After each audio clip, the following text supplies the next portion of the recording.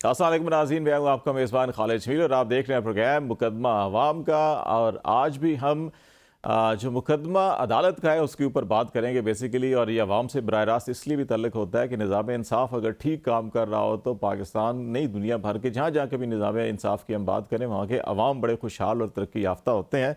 जहाँ पे निज़ाम इंसाफ़ काम ठीक ना कर रहा हो तो फिर बहुत से मामलात वहाँ पे ख़राब हो जाते हैं। पाकिस्तान में इस्लामाबाद हाई कोर्ट के 6 जजेज़ ने जो ख़त लिखा, उस पे अगरचे तहकीकाती कमीशन कायम हो चुका है, लेकिन अभी भी बहुत से उसके ऊपर सवालात उठाए जा रहे हैं। लीगल फर्टर्निटी के अंदर जो है इस वक्त तकसीम पाई जाती है। हमें याद है कि एक ज़माने में चीफ जस्टिस इफ्तिखार चौधरी के ख़िलाफ़ जब उस वक्त की फ़ौजी हुकूमत और जनरल मुशर्रफ ने रेफरेंस दायर किया था और फिर उसके बाद बलूचिस्तान हाउस के बाहर जिस तरह से मैन हैंडलिंग उनके साथ की गई थी पुलिस की जानिब से, तो उसके बाद पूरे पाकिस्तान में वकला, सिविल सोसाइटी, सारी सियासी जमातों ने एक होकर उनकी बहाली के लिए तहरीक चलाई थी और फिर वो बहाल भी हो गए थे।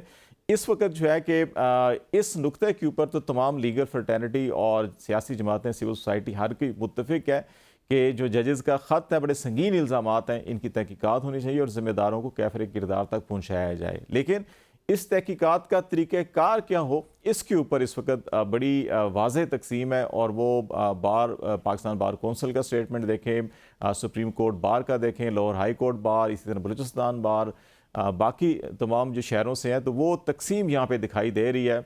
और क्या ये मामला जो है कि मंतकी अंजाम तक पहुँचेगा और इतने संगीन इल्ज़ामात के नतीजे में कोई कार्रवाई हो सकेगी, नहीं हो सकेगी, नंबर 1। और नंबर 2, इस वक्त जो निज़ाम इंसाफ़ के साथ साथ जुड़े मामलात और कैबिनेट की मीटिंग के अंदर इस तहकीकाती कमीशन के क़याम और इसकी फाइंडिंग आने से पहले ही कैबिनेट के अंदर जो रिमार्क्स दिए गए हैं और जो बयानिया और एलामिया जारी किया गया है, उसने भी बहुत से हलकों के अंदर तशवीश की लहर पैदा की है। तो इन हवालों से बातचीत करेंगे और कुछ कवानीन को खैबर पख्तूनख्वा में ख़ास तौर पर जो MPO का कानून है और दफ़ा 144 का है, उसमें तरमीम और कुछ चीज़ें ख़त्म करने की बात की जा रही है और कहा जा रहा है ये कॉलोनियल दौर का कवानीन है और आज़ाद मुल्क के अंदर ऐसे कवानीन नहीं होनी चाहिए। तो इसके ऊपर भी हम बात करेंगे।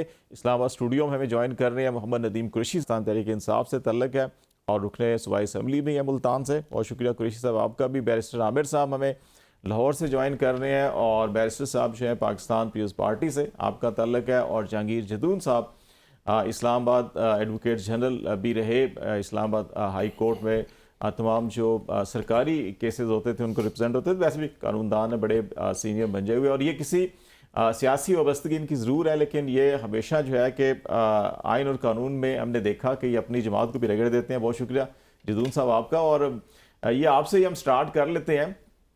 इतनी तफरीक जो कमीशन का कायम हुआ है, एक नुक्ते पर तो सब मुत्तफिक हैं, लेकिन तहकीकाती कमीशन के क़याम रिटायर्ड जज या सुप्रीम जुडिशल कौंसिल या सुप्रीम कोर्ट की सतह के ऊपर तहकीकात होना, इसके ऊपर बड़ी तफरीक है।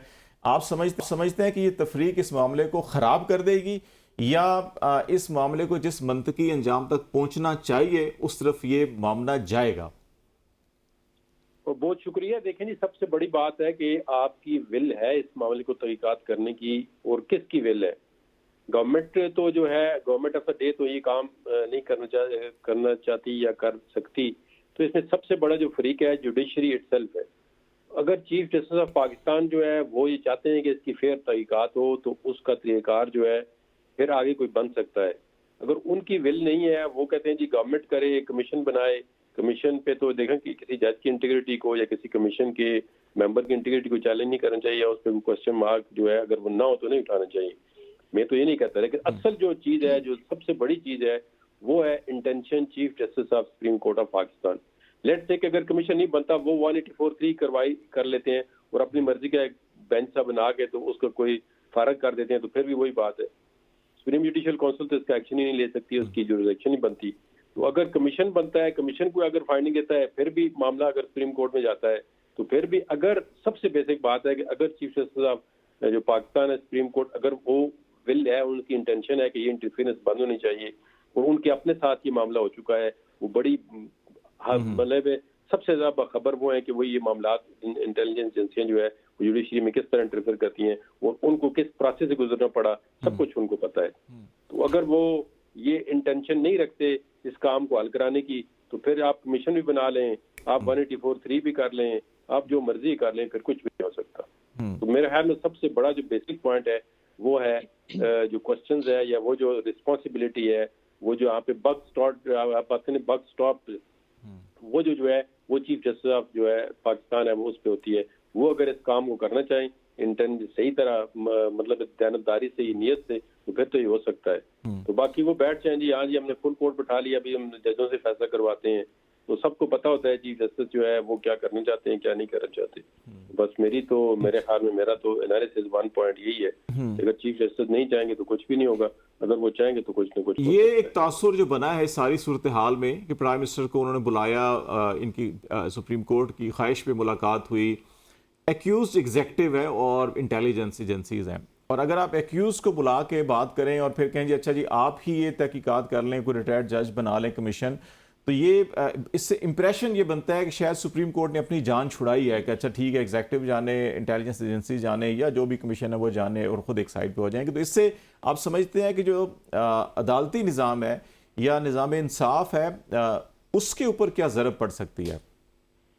देखें, अदालती निज़ाम को अदालतों ने खुद ठीक करना आता है।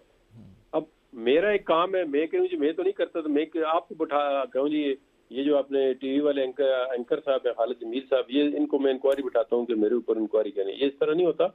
ये देखें ना, अगर गवर्नमेंट जो है वो सिटिंग चीफ जस्टिस को भी कमीशन अपॉइंट कर दी, अभी एक पीछे जो है वो वीडियो लिंक का कमीशन अपॉइंट हुआ, अभी कमीशन जब अपॉइंट हो जाता है तो उसमें आगे पाकिस्तान के अंदर बेशुमार कमीशन अपॉइंट हुए हैं, तो किसी के भी कोई खातर खा जो है वो नताज ना निकले हैं ना निकलने देते हैं। कमीशन की कार्रवाई भी चैलेंज हो जाएगी, कमीशन की अपॉइंटमेंट चैलेंज हो सकती है, कमीशन की फाइंडिंग चैलेंज हो सकती है। तो ये देखे ना, एक चीज को अगर या कमेटी बना दें या कमीशन बना दें, बस आप समझे कि फिर आप जो है ना वो असल मामला लटक गया, काफी हद तक जो है वो चले गए, फारग हो गए, फिर बस इधर खेलो उधर खेलो, आखिर में मुझे हाथ में कुछ भी नहीं आना। ये हकीकत है इस बात की। जो बंदा भी अगर बिल्कुल ऑनेस्टली मेरिट पे बात करेगा ना उसकी। अब दूसरी बात ये कि इस मैटर को पोलिटिसाइज नहीं करना चाहिए, ना ये पीटीआई का इशू है, ना ये पीएमएलएन का इशू है, ना पीपल्स पार्टी का इशू है, न किसी और पार्टी का इशू है। ये बेसिकली जैसे आपने इंट्रो में कहा है, एक्सेस टू जस्टिस जो है फंडामेंटल राइट है हर शहरी के पाकिस्तान का। ये पाकिस्तान के शहरी, पाकिस्तान में इनके अंदर जो बंदा इन्वेस्टमेंट करने के लिए आता है, पाकिस्तान के अंदर जो बंदा चाहता है सिस्टम क्लीन हो, पाकिस्तान के अंदर जो बंदा चाहता है सिस्टम जो है वो रूल ऑफ लॉ पे बेस हो, पाकिस्तान के अंदर जो जाता है जुडिशरी से उसको कुछ इंसाफ की तवक्को, वो इंसाफ करे, वो सारे जो लोग हैं उनका एतमाद डैमेज हो जाएगा। अगर जुडिशरी के अंदर इंटरफेरेंस होगी, जुडिशरी अपना काम नहीं करेगी, जुडिशरी इटसेल्फ ये काम जो है करे, मैं तो कहता हूँ किसी कमीशन की जरूरत ही नहीं है, खुद करना चाहिए। अगर खुद नहीं करेगी तो कोई कमीशन आप बना ले, चाहे रिटायर्ड हो, चाहे अदर सर्विस हो, चाहे उसके वो नतीजे हासिल नहीं हो सकेंगे। अमेरिका से लाए कमीशन बना के ले आए, आमिर हसन साहब से भी जरा, कभी मामला ठीक नहीं हो। आमिर साहब जरा आपसे भी हम ले लेते हैं कि इस चीज़ पे तो किसी को इख्तलाफ नहीं है कि इनकी तहकीकात होनी चाहिए और बड़ी संजीदगी के साथ होनी चाहिए और मंतकी अंजाम तक मामले को पहुंचाना चाहिए, लेकिन इस पे इख्तलाफ जो पैदा हो रहा है कि एक रिटायर्ड जज को या एग्जेक्टिव को ही ये करना चाहिए, तो आप ये समझते हैं कि जो कमीशन बना है वो वाकई वो नताइज हासिल करने में कामयाब हो जाएगा जो इस मामले की संगीनी का तकाजा करते हैं? देखिए, पाकिस्तान के अंदर ये तो कोई पहला कमीशन बना नहीं है और पहला मसला उठा नहीं, और फिर बात ये है कि कोई भी कमीशन बन जाए, आप हज़रत जिब्रील की क़यादत में भी बना दें तो किसी ने मुत्तफिक नहीं होना। ये ऐसी कौम है कि जब लड़ना है, लड़ाई करनी है, हर मामले में को पॉलिटिसाइज करना है और मकसद अपने सियासी मफादात का हसूल हो, तो फिर वो बात मसले के हल की नहीं होती है। मैं आपको बात बता देता हूँ, मैं लीगल फ्रेटर्निटी से हूँ, जदून साहब हैं, हम लोग हमसे ज्यादा तो सियासी वकीलों से होते कोई नहीं। हम साल में 4-4 तो इलेक्शन भुगतते हैं और वोट डालते हैं। अब ये जो जजेस हम में से निकल के जाते हैं, उनके अंदर से अब सियासत कौन निकालेगा? वो जज की कुर्सी पे बैठ के भी सियासत करते हैं। आइए अब ये इस्लामाबाद हाई कोर्ट का मामला देखते हैं, सारों ने शोर तो मचा दिया कि जी ऐसे हो गया और एजेंसियों ने कर दी और बेंचों, उनका इल्जाम तो दरअसल अपने चीफ जस्टिस के खिलाफ है। बेंच कोई आके कोर कमांडर तो नहीं बनाता, कुछ ISI चीफ तो नहीं बनाता, बेंच तो बनाता है chief justice Islamabad high court. तो उन्होंने असल में कहा है कि chief justice Islamabad high court जो हैं वो एस्टेब्लिशमेंट के कहने पे सब कुछ कर रहे हैं। अच्छा, बड़ा बाबेला मच गया, शोर मच गया, जैसे कि पहली दफा हुआ है। अभी ये पिछले 2 साल हमने एक्सपीरियंस किया है। वो जो एक बंदयाल साहब चीफ जस्टिस थे, वो भी तो यही करते थे। वो तो जस्टिस काजी फाइज ईसा साहब सीनियर मोस्ट जज थे, इन्हें बिठाया नहीं उन्होंने किसी बेंच के अंदर।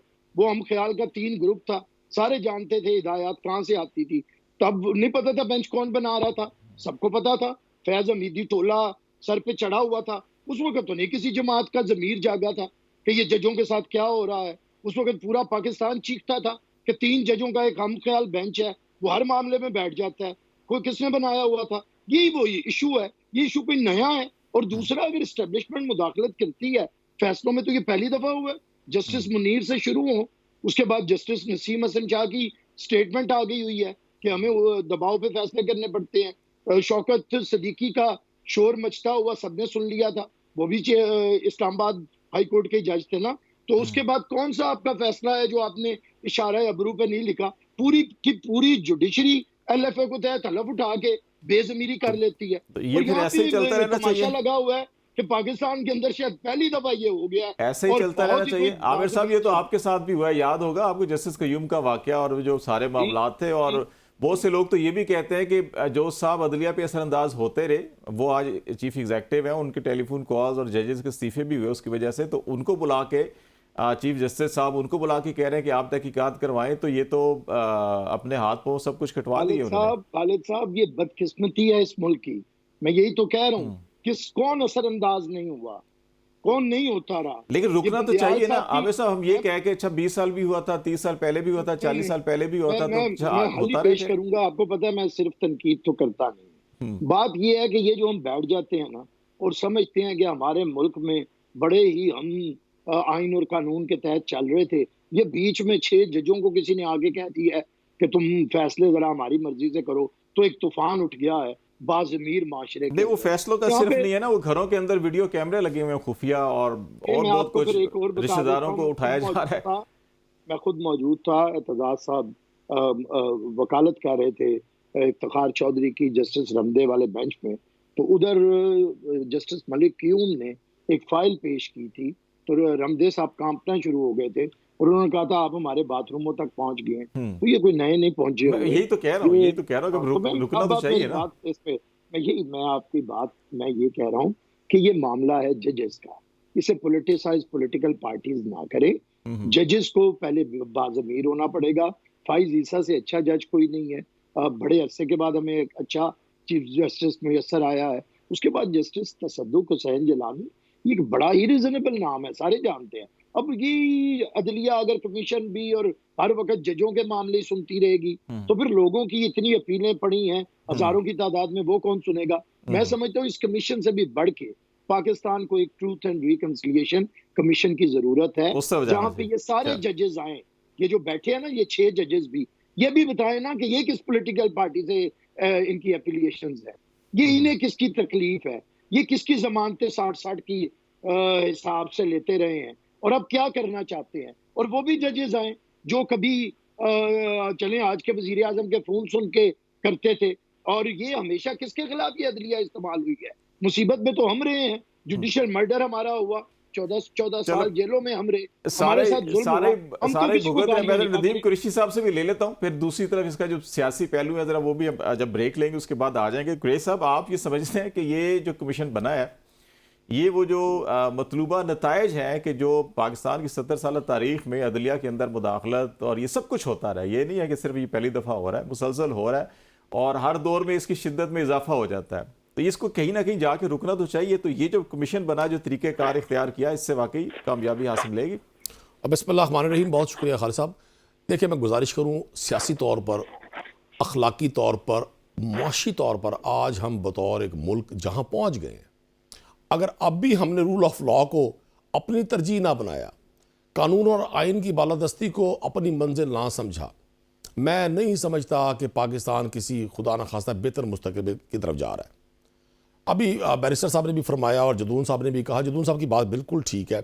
माजी में भी इस तरह के कमीशंस बनते रहे हैं, इंक्वायरीज होती रही हैं और उनके नताइज से ना कौम को फ़ायदा हुआ और ना वो नुकसान पहुँचाने वाले, वो डैमेज करने वाले उस डैमेज कंट्रोल को करने में कामयाब हो सके।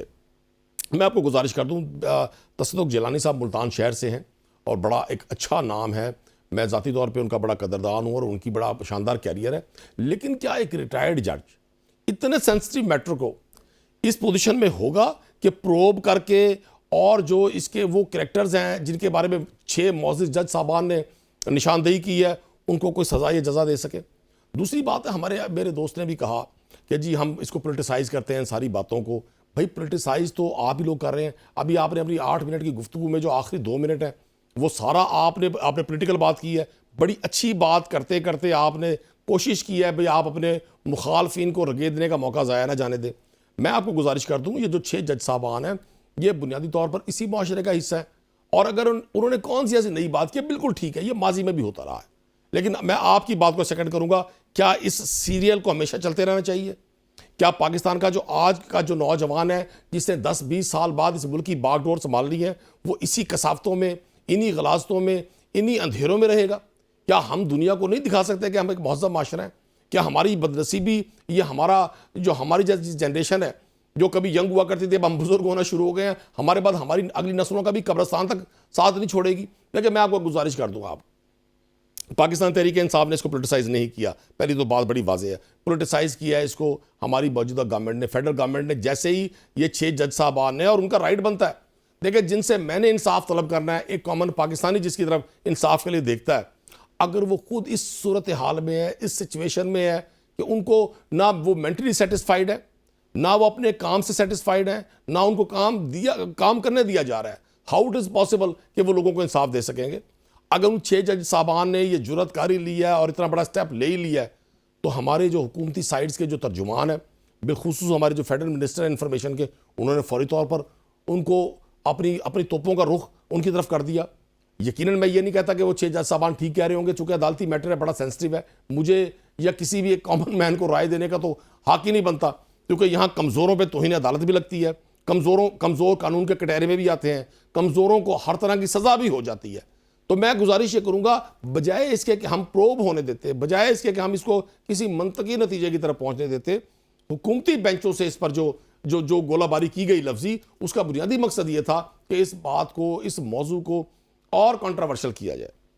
अगर हम इन इफ एंड बट से बाहर निकलकर सिर्फ ये सोच लें कि विक्टिम इस सारे निज़ाम का हम सब है, ये एक सीरीज चलती है, कभी एक की बारी आती है, कभी दूसरे की बारी आती है, कभी तीसरे की बारी आती है। हमें इस ईगो के खोल से अगर बाहर निकलने में नाकामी होगी तो समझे हम अपने सिस्टम को भी ठीक करने में बुरी तरह नाकाम रहेंगे। कुरैशी साहब, ये जो आमिर हसन साहब भी इसी नुक्ते की तरफ, शायद उनके जो कंक्लूडिंग रिमार्क्स थे कि जो ट्रुथ एंड रिकन्सिलिएशन की वो बात कर रहे थे, शायद वो यही नुक्ता था कि बारी बारी आप सब जो है कि वो शिकार तो हो रहे हैं, लेकिन शायद जहाँ पे कोई एक ऐसा मुत्तफ़िका लाएअमल बनाने की नौबत आनी चाहिए जहाँ पे सब बैठ कर ये फैसला करें कि एटलीस्ट कुछ ऐसे एरियाज़ हैं जहाँ के ऊपर कोई कंप्रोमाइज़ भी नहीं होना चाहिए, कोई सियासत भी नहीं होनी चाहिए।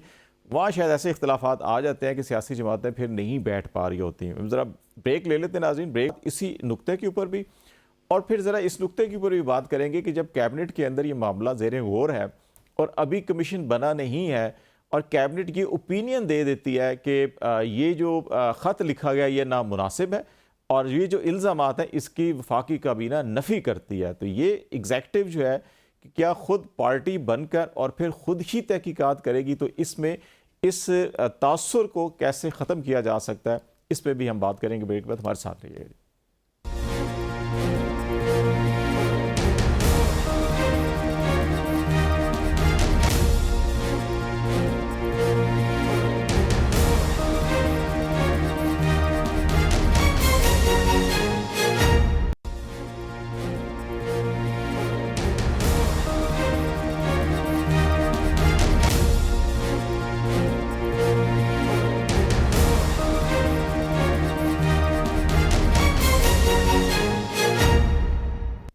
वेलकम बैक नाज़रीन। पाकिस्तान की मौजूदा सूरत हाल, इसमें ख़ास तौर के ऊपर जो अदलिया के ऊपर एक खड़ा वक्त कह लीजिए, ये पाकिस्तान की तारीख में हर वक्त ही रहा है, लेकिन इस वक्त एक ख़त लिखा गया और उसके नतीजे में वो से मामला चल रहे हैं। कुरैशी साहब, ब्रेक के पहले एक बात अधूरी छोड़ चुके थे हम, और ये जो ट्रुथ एंड रिकन्सिलिएशन की बात अभी भी आमिर साहब ने कहा और पीएस पार्टी के मंशूर के अंदर भी है, आपकी पार्टी के मंशूर के अंदर भी है, लेकिन बदकिस्मती से जो फोरम होते हैं जहाँ पे बैठ के बात की जा सकती है, तमाम फ़रीक़ैन बैठ के कोई हल निकाल सकते हैं, सबसे बेहतरीन फोरम पार्लिमानी फोरम होता है, चाहे वो असम्बली सूबाई है या मरकज़ी है। लेकिन वहाँ पे ये जिसको हम कहते हैं ना कि अखाड़ा बना हुआ है या मलाखड़ा बना हुआ है और वहाँ पे एक जंगो जदल का मंजर नज़र आता है, तो आप सब इत्तेफाक तो करते हैं कि अच्छा ठीक है, हमें ज़रा वे फॉरवर्ड और इससे ज़रा निकलना होगा एटलीस्ट अदलिया की आज़ादी के लिए, या जहाँ पे निज़ाम इंसाफ को उसके अपने ताकतवर कदमों के ऊपर खड़ा होना चाहिए, उसके लिए सपोर्ट करना चाहिए। लेकिन प्रैक्टिकली जो है कि वहाँ पे फिर मिल बैठने की जब बात आती है, वहाँ पे सारे के सारे अलग हो जाते हैं। तो इसमें आप कोई पेशरफ नहीं करेंगे कि अच्छा ठीक है जी, यहाँ पे हम बैठ के हुकूमत को पेशकश कर दें कि हम बैठे आए बात करते हैं, हम भी तैयार हैं इसके ऊपर कोई हल निकाल लें? अब बड़ा अहम नुकता आपने रेज किया और इससे पहले बैरिस्टर आमिर साहब ने भी बिल्कुल ठीक बात की। मैं उनकी बात को सेकंड करूंगा। This is the best time कि सारी पॉलिटिकल ताकतों को, तमाम स्टेक होल्डर्स को, जो पॉलिटिकल लोग हैं और जो बुनियादी तौर पे अवाम की नुमाइंदगी कर रहे होते हैं, जिन्हें अवाम का तर्जुमान समझा जाता है, जो एक कॉमन मैन की जो विश है, उसकी जो ख्वाहिशात है, उसका जो मुस्तकबिल है, उसके तहफ़्फ़ुज़ के ज़ामिन होते हैं। लेकिन साथ ही खालिद भाई एक बदनसीबी है हमारी। अब बैरिस्टर आमिर की वॉइस को या मेरी वॉइस को किसने सुनना है? उन्होंने बड़ी अच्छी बात की है, मैं तो सेकंड करूंगा इसको। हर जमात में मुख्तलिफ थिंक टैंक्स होते हैं। मैं बहरहाल उस थिंक टैंक का हिस्सा हूँ जो समझता है कि आज भी हमें टेबल से और डिबेट से, गुफ्तो शनीद से इन मसाइल को हल करना चाहिए। लेकिन बदनसीबी क्या है, आज से जो 5 साल पहले मुतासरा फरीक थे, जो अपने आप को कहा करते थे, क्लेम था उनका कि जी हम इस सारे सिस्टम से मुतासर हैं, हमारे साथ ये जातियाँ हो रही हैं, आज वो इक़्तिदार में है। और आपने खुद अभी फरमा दिया, मैंने भी देखा कि अभी वो चीज़ें प्रो भी नहीं हुई, अभी वो इन्वेस्टिगेट ही नहीं हुई, उनकी तहकीकात ही मुकम्मल नहीं हुई। हाई कोर्ट के जजेस हैं भाई, वो किसी एक गली के कॉमन स्ट्रीट बॉय ने कोई एप्लीकेशन नहीं दी। वो एक प्रोसेस से गुजरकर, जो हमारा जो मुरवजा प्रोसेस है उससे गुजरकर पाकिस्तान की एक आला अदालत के जजेस हैं, वो अपनी एक तकलीफ का इजहार कर रहे हैं, अपने ऊपर प्रेशर्स का इजहार कर रहे हैं, और हमारी फेडरल कैबिनेट उनके इस रवैये को नामुनासिब करार दे रही है। और साथ ही हो सकता है उनका ये राय ठीक हो, लेकिन क्या फिर उन्हें ये कमीशन बनाने की जरूरत थी? हमारा सबसे बड़ा मसला यही है। मैं तो इस पे कन्विंस हूँ जी, इन सारे मसाइल की जो बहुत बड़ी जिम्मेदारी है वो सियासी ताकतों पर है। जब हम इक़्तिदार की राहदारियों में होते हैं, हमारा रवैया बिल्कुल मुख्तलिफ होता है। जैसे ही हम अपोजिशन में आते हैं, हमें कानून की बालादस्ती, पार्लिमान की बालादस्ती, अवाम दोस्ती, जमहूरियत, गुरबत, अफलास, हर चीज़ नज़र आती है। लेकिन जैसे ही हम इक़्तिदार की सीढ़ियाँ चढ़ते हैं, हमारा रवैया बदल जाता है, हमारे टारगेट्स चेंज हो जाते हैं, हम अपने मुखालिफ को समझते हैं अब इसको सिर्फ जिंदा दरगोर करना ही मसले का हल है। हम उस वक्त डिबेट नहीं करना चाहते। और मुझे अफसोस के साथ ये कहना पड़ता है, इस वक्त तो जितनी अदाकारी हम सियासतदान करने लग गए हैं, बदनसीबी से सब साइड्स पर होंगे लोग, कि उनकी बात ही हमें नहीं समझ आती वो कहना क्या चाहते हैं। अगर आप एक तरफ ये फरमाते हैं कि जी इन 6 जज साहबान ने बिल्कुल गलत कहा और इनको नहीं कहना चाहिए था, तो दूसरी तरफ आप उन्हीं जज साहबान पर इल्ज़ामात भी लगा रहे होते हैं। और मैं आपको बता दूं, तारीख के और आग जब पलटेंगे, आज के हुक्मरान अगर कल अपोजिशन में हुए, वक्त बदलता रहता है। यहाँ कोई शख्स ये नहीं कह सकता जी मैं हमेशा के लिए इक़्तिदार में हूँ। पाकिस्तान की अवाम अब हर चीज़ को देख रही है। शऊरी तौर पर कौम जहाँ पहुँच गई है खालिद साहब, अब ये अंडर द आप कारपेट के अंदर अगर गन डाल नहीं कर सकते, इससे मसला हल नहीं। ये संजीदगी का तकाजा करते हैं। और मैं ज़रा जदून साहब आपकी भी राय लेना चाह रहा हूँ और फिर आमिर साहब की तरफ जाऊँगा कि आपको संजीदगी का लेवल ठीक है। अब ये जिम्मेदारी बुनियादी तौर के ऊपर अदलिया की अपनी थी और सुप्रीम कोर्ट सबसे बड़ा फोरम है और उसको सबसे पहले chief justice Islamabad high court को ही नोटिस ले लेना चाहिए था। अगर नहीं हो सका सुप्रीम कोर्ट में उसको करना चाहिए था। लेकिन अब जो बाल है वो दूसरे के कोर्ट में, एग्जेक्टिव के कोर्ट में चली गई है। और फिर कैबिनेट में जिस अंदाज में इसको टेकअप किया गया, पहले ही रिमार्क्स दे दिए गए इस किस्म के जिससे बहुत से शकूक शुबहात पैदा हो रहे हैं। आपको जो इस सारे मामले के अंदर जो संजीदगी का आलम होना चाहिए था, जो तकाजा करता था, वो आपको नज़र आ रहा है कि हाँ ये वाकई इतना है मामला और ये मामला हल हो जाएगा, या आप समझ रहे हैं कि ये बदकिस्मती से मामला जो है कि जैसे हम तारीख के औराक में 70 साल देखते हैं, कई कमीशन बने और सर्विंग जजेस चीफ जस्टिस की निगरानी में बने और फिर उनकी रिपोर्ट्स अभी भी संदूकों में आई। कई केसेस तो ऐसे थे लेकिन वहीं संदूकों को फिर ताले लगे हुए, खुले ही नहीं कभी। तो आपको लगता है कि ये वाकई इस वक्त हम इतनी मैच्योरिटी लेवल पे आ चुके हैं? अगर नहीं आए तो फिर हमें सबको मिलके क्या करना चाहिए? नहीं, बिल्कुल देखें, वैसे तो बंदे को ऑप्टिमिस्टिक होना चाहिए, कुछ निकलेगा। लेकिन जो सर्कमस्टांसेस बनते नजर आ रहे हैं या जो पाकिस्तान की पास्ट हिस्ट्री में देखें तो ये इंटरफेरेंस अभी तक देखें, आमिर साहब ने भी दूसरे ने भी कहा है कि जी ये इंटरफेरेंस तो कोई ये नहीं कि नई बात है, ये तो 76 साल से हो रही है और इसका अभी तक सदेबाब जो है वो नहीं हो सका। और जो भी जज हैं सबको पता है इसमें, इस तरह कोई जज ऐसा नहीं जिसको ना पता हो कि इंटरफेरेंस ना होती हो या उसके साथ भी इस तरह की अप्रोच ना हुआ किसी भी मामले में। जो भी पॉलिटिकल केस होते हैं उसमें किसी न किसी जगह पे इंटेलिजेंस एजेंसियां जो है वो इंटरफेरेंस करती हैं। उसकी वजह ये होती है कि केस बनाते ही एजेंसियों वाले हैं। सियासी केस कहाँ से बनते हैं? जुल्फिकार अली भुट्टो के जो जुडिशियल मर्डर हुआ है वो किसने कराया है, उसके पीछे कौन था, वो किसका दौर था, सारी दुनिया को पता है। आप बच्चा बच्चा जानता है कि वो मार्शल लॉ के अंदर उसके अंदर प्रेशराइज किया गया और ज़िया-उल-हक के कहने पे उनको सजाए फांसी दी गई, वो नहीं बनती थी। अब जज कह रहे हैं तो जज तो आगे से वो देखे ना स्टैंड नहीं लेते, उनको जो जिस तरह से वो कहते हैं वो आगे मानते जाते हैं। अभी 2 साल पहले यही अभी जो उन्होंने जिक्र किया उमर ताब बंदयाल साहब का, वो जो 5 जज जो नवाज शरीफ को निकाला है वो किससे कहने पे निकाला है? उन्होंने खुद निकाला है, वो एस्टेब्लिशमेंट के साथ मिले हुए थे। तो इस तरह जज अगर खुद अपने आप को ठीक नहीं करेंगे और जुडिशरी एज ए इंस्टीट्यूशन ठीक नहीं होगी तो कोई कमीशन नहीं काम करेगा। और इस कमीशन में वही रिजल्ट है जिस तरह पहले कमीशन बनते रहे, वो ना कुछ भी नहीं है। फिर ये कुछ अरसे के बाद जो है मामला ठंडा हो जाएगा। अब मीडिया वाले भी 2-4 दिन हो गए डिस्कस कर रहे हैं, ये काम भी यहाँ से खत्म हो जाएगा। तो फिर जिस तरह बाकी कमीशन है इसका भी वही फेट नजर आता है मुझे। तो कोई और बड़ी खबर आ जानी है। और ये अगर हम सलीम शहजाद केस देखें और हामिद मीर केस बहुत देखें, ज्यादा बहुत कमीशन बने हैं। अब क्योंकि रिसेंट पास के अंदर ये चीज़ें आई ना, तो उसमें सारे मामलात चाहे सहाफ़ियों के हों, चाहे वो अब जजेस के आगे, चाहे सियासी जमातों के हों, उसमें एक्यूज़ एक ही होता है हमेशा। और बैरिस्टर साहब, ये सलीम शहजाद केस के अंदर भी जो रिकमेंडेशंस थी उसमें मैकेनिज़्म की बात की गई थी। अभी फुल कोर्ट का जो एलामिया जारी हुआ, प्राइम मिनिस्टर ने जो मुलाकात की चीफ जस्टिस साहब से उसके बाद, तो उसमें जो कहा गया कि शौकत सिद्दीकी वो धरना केस था, फैज़ाबाद धरना केस का, उसका गालबन फैसले का पैराग्राफ 53 का हवाला दिया गया कि उसके अंदर बहुत सी चीज़ें ऑर्डर्स थे कि ये करना है, ये करना है, ये करना है, ये नहीं किया गया। तो हामिद मीर कमीशन रिपोर्ट में लिखा कि अगर हम सलीम शहजाद कमीशन रिपोर्ट की रिकमेंडेशंस पे अमल कर लेते तो आज हामिद मीर पे हमला ना होता। अभी भी आज हम ये कह रहे हैं कि जी फैज़ाबाद धरना केस पे अमल हो जाता फैसले पर, तो आज ये ना होता। तो क्या आप नहीं समझते कि आप भी ट्रुथ एंड रिकन्सिलिएशन की हामी है? कुरैशी साहब भी कहते हैं ठीक है हम इसके ऊपर तैयार हैं, और प्रेसिडेंसी में आपकी पार्टी के सरबराह हैं और वो सुप्रीम कमांडर भी हैं, वो सरबराह मुमलकत भी हैं, कॉन्स्टिट्यूशनल हेड ऑफ स्टेट भी हैं, तो वो ये इनिशिएटिव ले सकते हैं कि अच्छा ठीक है तमाम फ्रीकैन को, एग्जेक्टिव फ्रीक हो सकती है नहीं हो सकती, अब प्रेसिडेंट फ्रीक नहीं होते, वो सबके इक्वल बराबर हैं, वो सदर मुमलकत सबके लिए, तो वो इनिशिएटिव ले लें कि अच्छा सबको बिठाएं किसी फोरम के ऊपर, आएँ जनाब ये 3-4 कौमी ऐसे इशूज़ हैं जिनके ऊपर हमें कुछ पैरामीटर्स तय करने हैं, बाकी सियासत हम करते रहेंगे। देखिए, जहाँ तक प्रेसिडेंसी की बात है, बिल्कुल पाकिस्तान पीपल्स पार्टी जब भी प्रेसिडेंसी में उनकी नुमाइंदगी होती है तो प्रेसिडेंट जो होता है वो सिंबल ऑफ फेडरेशन का रोल अदा करता है, और इंशाल्लाह आप भी करेंगे।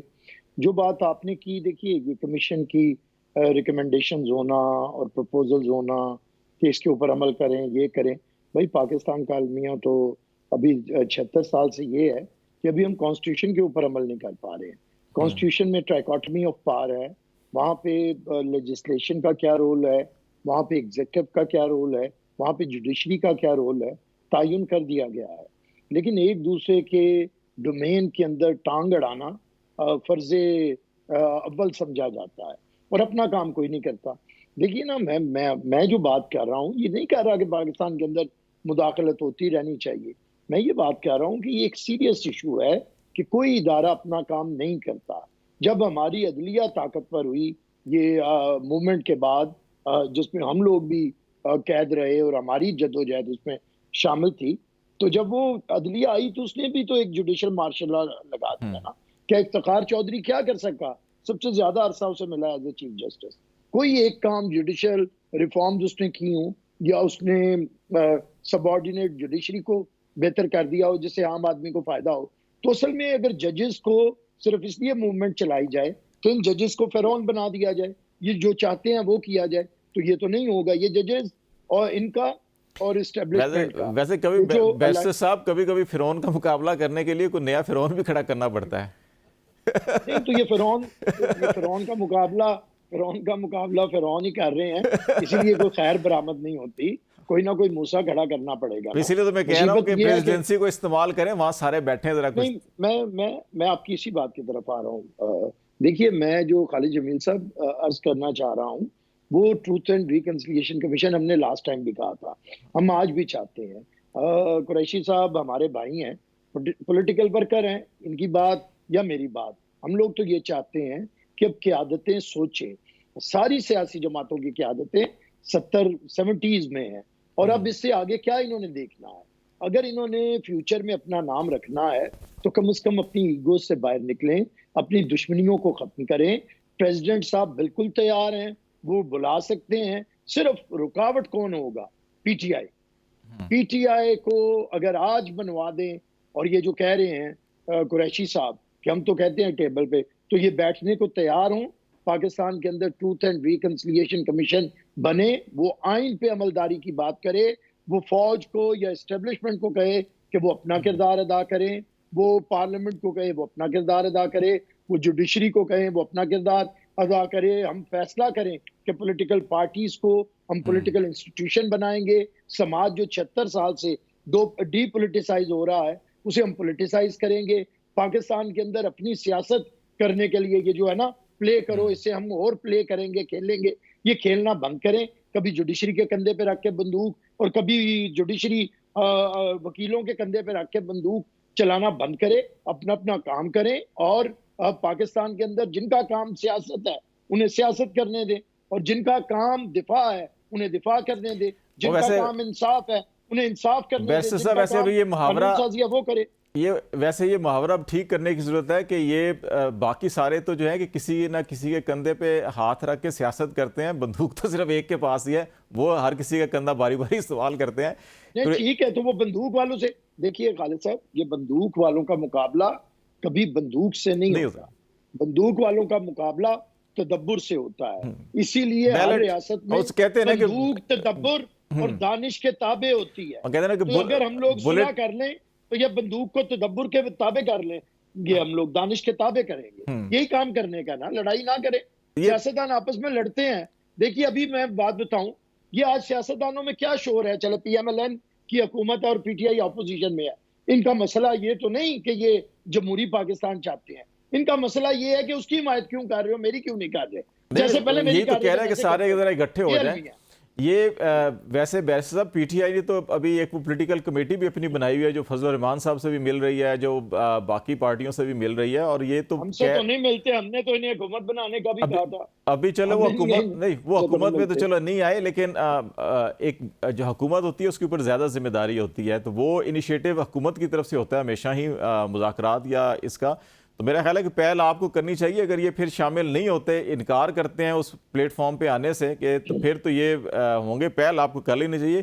कुरैशी साहब, ये गिला किसी हद तक ठीक है कि जब बार बार आपके प्लेटफॉर्म से भी ये अनाउंसमेंट आती है कि जी कि हम सबके साथ बैठ जाएंगे, लेकिन ये चोर और डाकू जो दो हैं इनके साथ नहीं बैठेंगे। तो अब जो भी है, जैसे भी है, असली है नकली है या आप ना माने, लेकिन दुनिया और पाकिस्तान के अंदर अदालतें, निज़ाम तो सारा यही कह रहा है कि हुकूमत जो है कि वो नून लीग की है और प्रेसिडेंसी जो है वो पीपल्स पार्टी के पास है। अब वो सारे पाकिस्तान के सदर हैं, तो आपको कुछ ना कुछ रास्ता तो निकालना पड़ेगा, कहीं इनके साथ बैठना तो पड़ेगा इस ट्रुथ रिकंसिलिएशन या इन पैरामीटर्स के ऊपर भी।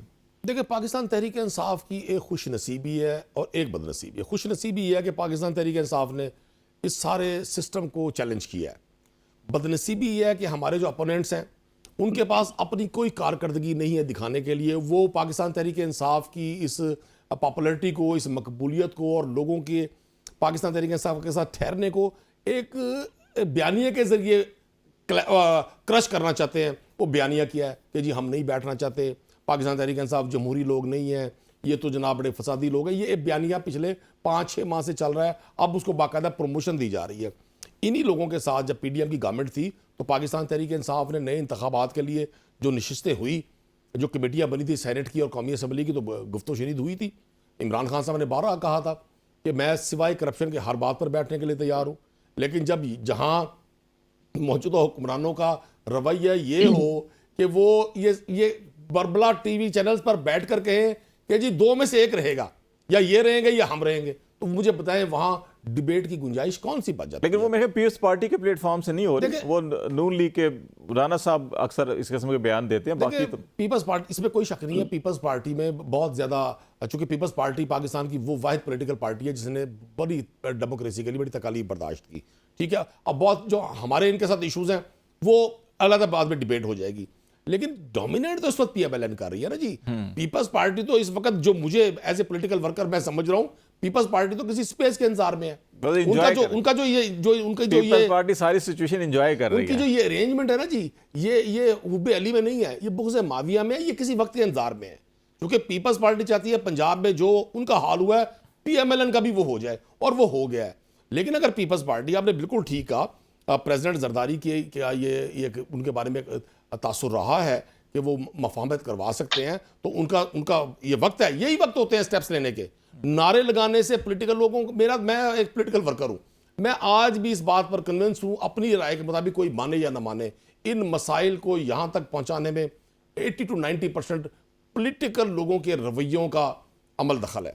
ये सियासी लोग जब इक़्तिदार में होते हैं बिल्कुल मुख्तलिफ होते हैं, अपोजिशन में होते हैं ये बिल्कुल मुख्तलिफ होते हैं।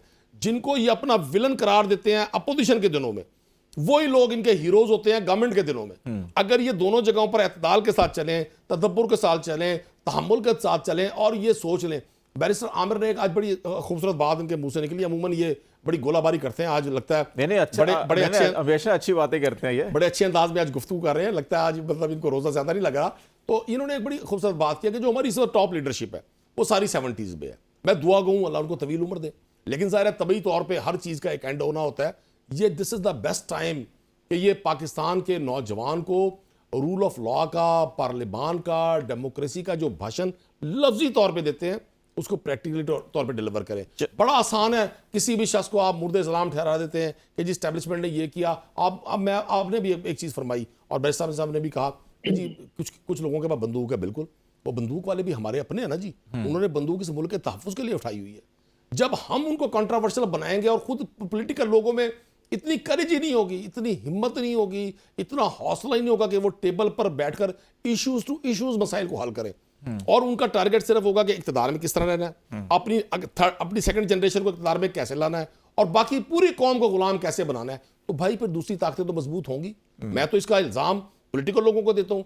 आज पॉलिटिकल पार्टीज में कौन सी जमहूरियत है? भले आज पीएमएलएन की गवर्नमेंट है, कल तहरीक इंसाफ की गवर्नमेंट थी, अब यकीन करें जमातें नाम के तौर पर इक़्तिदार में होती है, कैबिनेट भी इक़्तिदार में नहीं होती। 4, 5, 6 लोग होते हैं जो इक़्तिदार के मजे लूट रहे होते हैं, जो सारे डिसीजंस कर रहे होते हैं।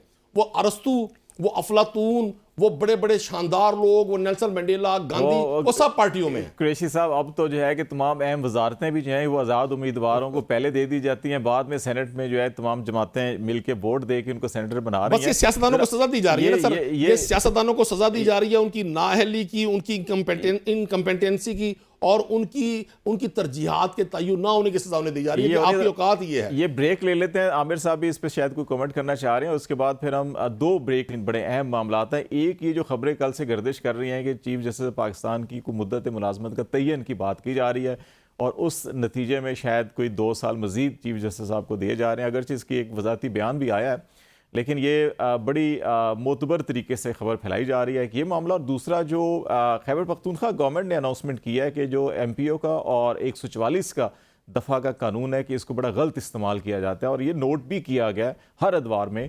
तो ये क्या वाकई इसके अंदर तरमीम होनी चाहिए और क्या होनी चाहिए, इस पर हम बातचीत करेंगे। ब्रेक के बाद हमारे साथ रहिएगा।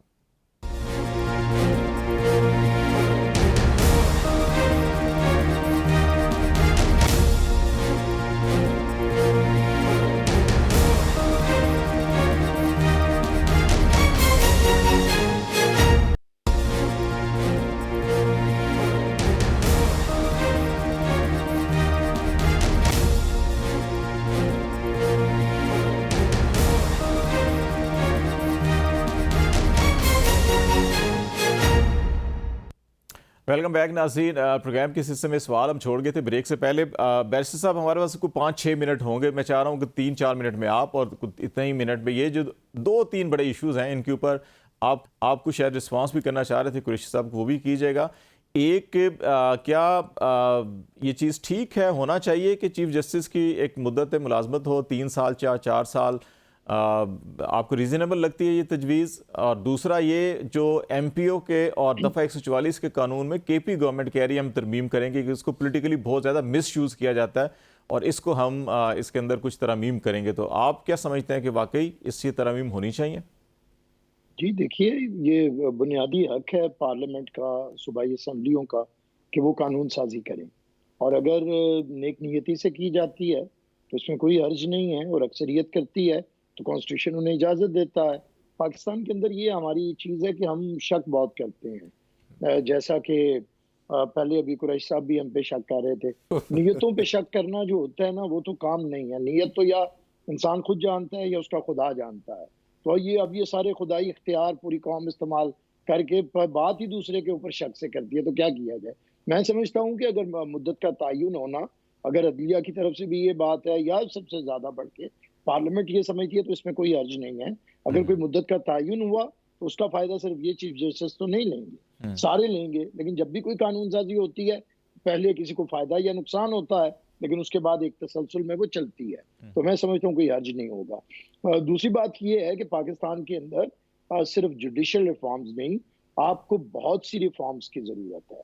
और उसके लिए सबसे पहले अपना माइंडसेट बदलने की ज़रूरत है। मेरे दोस्त कुरैशी साहब, मुझे 12 साल हो गए हैं नेशनल मीडिया पे आते हुए, और मेरे चंद प्रोग्राम होंगे जिसमें हमारे कुरैशी साहब जैसे दोस्त मजबूर कर देते हैं कि सख्त बोलना पड़े। अदरवाइज मेरी प्रोग्राम है, अब मैं हज़ारों की तादाद में मौजूद है, और लोग मेरी शख्सियत को भी जानते हैं और मेरे अंदाज़े गुफ्तगू को भी जानते हैं। तो इसलिए मैं समझता हूँ कि हमारे अब ये पीटीआई के दोस्तों को, दूसरी सियासी जमातों को भी ये समझना चाहिए, हमेशा ज़रूरी नहीं है कि मुसीबत के बाद सीखें, और ये भी नहीं कि वक्ती सीखें और बाद में ना सीखें। अभी बात हो रही थी ना कि रवैये सियासी जमातों के हुकूमत में कुछ होते हैं, अपोजिशन में कुछ होते हैं। तो ये वो सियासी जमातें अपने गिरेबानों में झांकें और इस सलमिये का कोई हल तलाश करें। हमने तो हमारा जो रवैया अपोजिशन में, अगर हम कहते हैं कि नाम पे मुकदमे बनाएं, हमें ना 14-14 साल जेलों में बंद करें, तो यही फिर हम करते हैं कि हम अपने मुखालिफिन को एक दिन भी जेल में नहीं रखते जब हमारी हुकूमत होती है। पीपल्स पार्टी की जब भी हुकूमत आई, हमने कोई सियासी कैदी नहीं रखा है, ये हम कभी भी नहीं करते। दूसरा, हमें फांसी भी दे दे तो हम इदारों के खिलाफ लड़ाई लड़ने नहीं आते हैं। हमें पता है कि फौज की ये जो बंदूक है हमारी हिफाजत के लिए है, लेकिन अगर उसका कोई जनरल ज़िया या जनरल मुशर्रफ गलत इस्तेमाल करता है तो हम इदारे के खिलाफ नहीं लड़ते, हम कोर कमांडर हाउस पे हमला नहीं करते, हम कोर कमांडर की वर्दी निकाल के उसकी तजलील नहीं करते, हम इदारों के सरबराहों को मीर जाफर, मीर सादिक और गद्दार नहीं कहते, हम जनरल ज़िया के घर के ऊपर हमलावर नहीं होते। हम तरीके के साथ, जमहूरियत के साथ उसका हल तलाश करते हैं। हम आज भी कहते हैं कि पार्लियामेंट एक ऐसा इदारा है जहाँ पे कलेक्टिव विजडम है, उस कलेक्टिव विजडम को इस्तेमाल करते हुए ताकत को उसके ताबे रखना चाहिए। मैं कोई साहब की तरफ आ रहा हूं, 2 मिनट। विजडम के ताबे, आखिरी बात करूंगा, विजडम के ताबे हो। और एक बात जरूर, पॉलिटिकल एक्टिविस्ट या पॉलिटिकल वर्कर जो होता है वो कभी किसी जज्बाती रो में नहीं बैठता। हम लोग आज भी किसी जज्बा, हमारी ट्रेनिंग हुई हुई है पॉलिटिकल, हम आज भी पॉलिटिकल बात करते हैं। हमें ना, जैसे हमें आसिफ अली जरदारी जेल में अच्छा नहीं लगता, उसी तरह हमें इमरान खान भी जेल में अच्छा नहीं लगता। लेकिन इसके लिए जरूरी है बैठना पड़ेगा, लोगों को बदलें, दुश्मनियों का और ये जो रिवाज है इसे खत्म करें। होशमंदी की बात। कुरैशी साहब, 2 मिनट है कि ये चीफ जस्टिस की मुद्दत मुलाजमत और कवानीन में तरमीम जो है कि MPO का जो इस्तेमाल हुआ और दफ़ा 144 का जो इस्तेमाल होता है, चले अच्छा आप हुकूमत में हैं तो आपको एहसास है कि हम इसको ख़त्म करें ताकि अभी किसी के खिलाफ ना हो, और जब कल आप अपोजिशन में हो तो आपके खिलाफ भी इस्तेमाल ना हो। देखिए, मैं आपसे गुजारिश करूँ, बिल्कुल पार्लिमान को, ज़ाहिर कानून साजी के लिए पार्लिमान मार्ज़ वजूद में आती है। पार्लिमानी जो फॉर्म ऑफ डेमोक्रेसी है उसमें पार्लिमान सुप्रीम है, और जो कुछ हम कवानीन का इस्तेमाल अपने मुखालिफ के लिए जिस तरह से करते हैं, तो अवाम-उन्नास में जो इंतशार और उसमें नफ़रत पैदा होती है, वो एक बहुत बड़ा एक सवाल है हमारे लिए। कवानीन होते हैं लोगों की बेहतरी के लिए, लोगों को ईज़ करने के लिए, सोसाइटी में तवाज़ुन पैदा करने के लिए। लेकिन हम चूँकि कवानीन का इस्तेमाल अपने मकासद के लिए करते हैं, वो कवानीन बुरे नहीं होते, लेकिन वो कवानीन नफ़रत का निशान उस वक्त बनते हैं जब वो लोगों को तकलीफ देते हैं। अभी बैरिस्टर साहब ने बड़ी तारीखी किस्म की चार्जशीट हम पे आयद कर दी है, ये 10-12 बातें इनको मिल गई हैं, फलां किया, मैं नहीं दोहराना चाहता। मुझे नहीं समझ आती कि क्या पाकिस्तान तहरीक इंसाफ ने भी माजी की हुकूमतों की तरह पाकिस्तान के तैयारे अगवा करके काबुल पहुंचाए थे? देखे ना, अभी लास्ट मिनट सुन लेना, वो कहेंगे जवाब, वो हलीम आदिल शेख नहीं, इन्होंने बड़ी खौफनाक गुफ्तगू की। अब ये बड़ा अच्छा तासुर देगा जी, मेरी शख्सियत को लोग जानते हैं, फिर ये आखिर में अपनी शख्सियत का इजहार भी करते हैं। वो हलीम आदिल शेख जो थे हमारे अपोजिशन लीडर सिंध में, उन्हें कितना अर्सा जेल में रखा, सिंध के MPs का क्या हशर किया रखा सिंध में मुराद अली शाह की गवर्नमेंट में, क्या इंटीरियर सिंध के डाकुओं के साथ इन्होंने वो सलूक किया जो पोलिटिकल लोगों के साथ करते हैं। पूरा सिंध और पूरा कच्चे का इलाका आज डाकुओं की गिरफ्त में है, आम सिंधी की चीख सुनने वाला कोई नहीं है। आप कहते मीडिया को अलाउ नहीं है कि आप कश्मीर में जाएं, जैकबाबाद में जाएं, कदकोट में जाएं, आप कश्मीर देखें ना। चीफ जस्टिस की मुद्दत मुलाजमत देखिए मैं आपको गुजारिश कर दूं, मैं मैं आपको गुजारिश कर दूं, अगर पार्लियामान समझती है, लेकिन हालात की नजाकत को जरूर देखना चाहिए कि वो हालात किस तरह के हैं, हालात कैसे हैं, हालात का रुख किस तरफ है। इस वक्त अगर किसी भी इस तरह की पोस्ट पर मुद्दत मुलाजमत में तौसी की जाएगी तो लोगों के ज़हन में वही तासुर जाएगा जो लोगों के ज़हन में ऑलरेडी मौजूद है। मैं नहीं समझता कि ये मुनासिब वक्त है। हाँ, मुनासिब वक्त हो तो कर लेना चाहिए। पाकिस्तान में पार्लियामान की एज 4 साल थी, 5 साल की गई, वो सब लोग उसका हिस्सा है। बहुत शुक्रिया नदीम कुरैशी साहब, आपका भी चले कोई नेक्स्ट प्रोग्राम में इस पर डिटेल में बात कर लेंगे। बैरिस्टर आमिर हसन साहब आपका भी, जहांगीर जदून साहब आपका, नदीम कुरैशी साहब बहुत शुक्रिया आपका। आज प्रोग्राम का वक्त खत्म होता है। खालिद जमील को इजाज़त दीजिए। अल्लाह हाफिज़।